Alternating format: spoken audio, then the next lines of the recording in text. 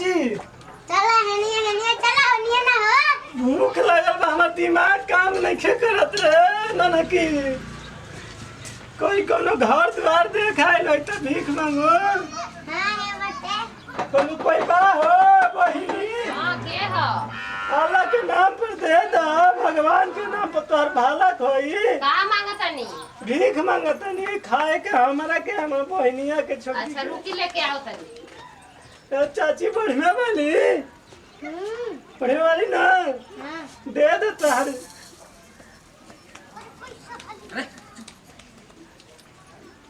कितना है चल रहे ना। हां झुक झुक जी आओ बहनी चल और चल द्वार पर चला हनिया ना हो हनिया ना जा भैया हनिया चला कब के ले चला बेटा ला हनिया हो हनिया का रे हनिया चला चलो मिले वाला तो नहीं चला कोई बा हो के रे बिया के आई कहां ले के गई ए दिना हाँ देखे भैया बाजी हनिया हनिया ए बाबा का या घर मांगा घर घर जग मांगा। अरे भीख दे दो हो अरे भैया हमारे घरवा मांगला तो तू ले ले ना हो कब हो रुपया 2-4 रुपया दे दे बतायन अरे बाजी में दिया देवाली भगवान तो भला करिया मगर करिया ना हो। ना करिए खूब करिए ले जा चला ए भैया लोग है हरे ना घरवा भेल हमन जा हां लिया तो जाता ही ना तो कोई से मरवाई है बात इनके तोड़ो का मिलती है कि खाना बना के ना दे हम ठीक है माँ हो कोई बहुत प्लेन लोग थे हां ये बैठ के पलाव को या पला बड़ा बड़ा ए बाटे हो कहो ही तो के जन का मार के ला जा वही में तो भीख मांगे आई में तो नन के लौका तो नहीं के हो केवा नारे सरवा हमारे कहीं भीत कहा था ना शर्म की ना करे ला शर्म हवे मगर तो हर ला शर्म नहीं के भीख मांगे आके चिल्ला टपा भर दे ये देवा तो कर में घट धर ना जाए बहो सर कहेगा भीख मांगे हो तो भीख मांगो की उल्टा सीधा का बता सर कहेगा उल्टा सीधा का भीख मांगा के मार थवा ना तो तू नरक में जाई बहो। अरे माफ कर ना मरो धर्म माफ कर तो जब हमके 2-4 बड़ा दे देबा तो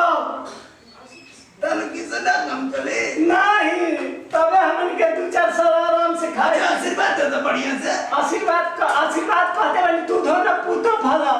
मगर पूतो नहीं तार फली हमके देबा तो आयो मैं आए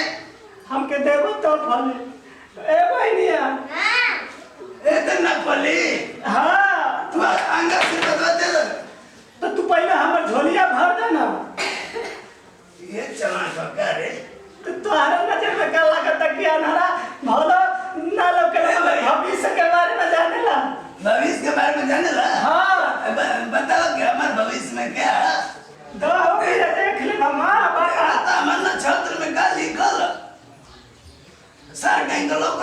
नहीं कहते पैसे देखो तो ये ए भाई तन देखा ना देखा था ना कि तोहरे मां छात्र में ना 2-4 बीघा लिखल बा के अनहरा के नाम करवा आगे जाके सच हो हां सच बात है मत देखो मान ले देखी रुका धारे को पीछे का तो लिया दे दिन में हाथ पीछे दे दे धारे के तुझे भी का तोड़ ना रुका लिया बस ले आओ हे भगवान संकट मोचन हनुमान जी तू तो लंगटे रहबिला हमरो के लंगटे बना के रखवा का कम से अनहरा पर दया कर कि पूरा है कायम हम ले रही ना बचिया। हां तो तू ही तो भगवान से प्रार्थना कर शंकर भगवान बना ना शंकर खुद बना शंकर हमरो को बना दे बना शंकर आनंद देवर के दे ना हो बाबा गोइला तो अंदर में रह गया का हो सही में ना था क्या रे उठा झोरे ले गई थी ले ला चल ठीक बा चल क्या चले क्या बोलिए हां चला है तो घर में घुसवाई कोई के ना मांगू कहाँ है ली दाओ भिखा दो बे बुढ़ा घूस में लगा हो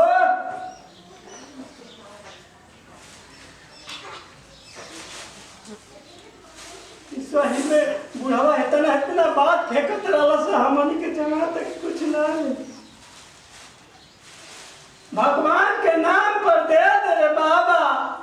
तू दुआर पर भीख मांगे रे भगवान तोर भला करे हम मगर करिया नहीं। आयो में कारे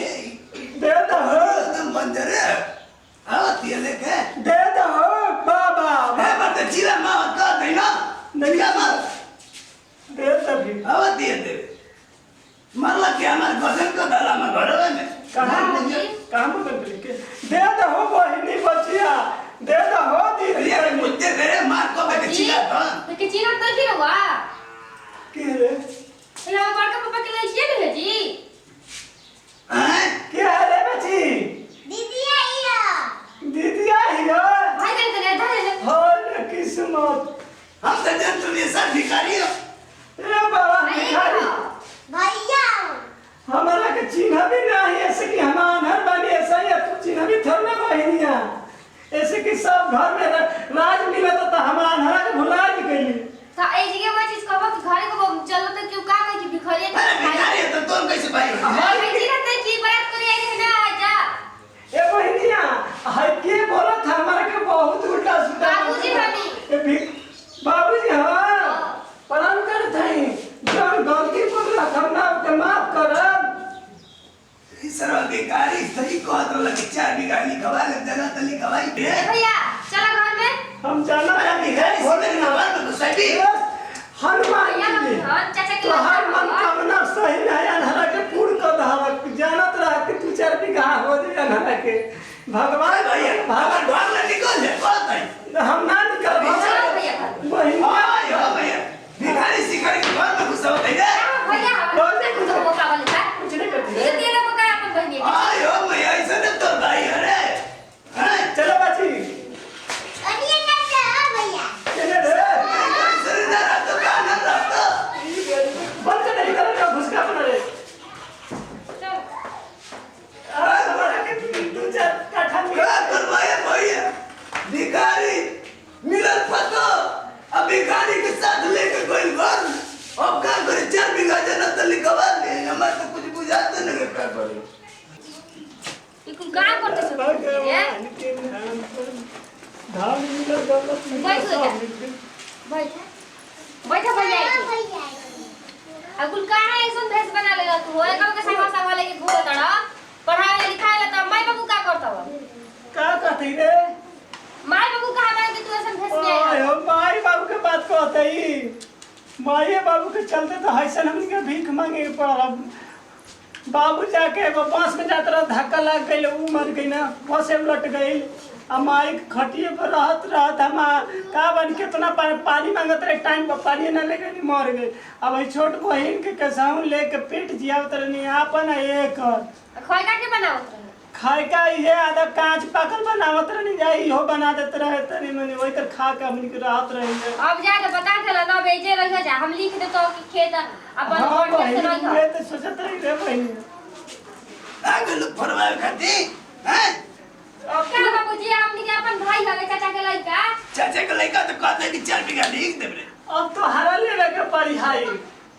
हमारा ले तो पड़ी अब इस दिन ना हमारे देखे के पड़ी है था एक करे जा अब हमार तू दिन देखा हम तो हर वाला दिन देखा तरी तू जाए जरा घस का मोबाइल हमारे ना है कौन के भाई बताइए भैया साहब के अच्छा बताओ कैसे भी महंगा बन गिलो है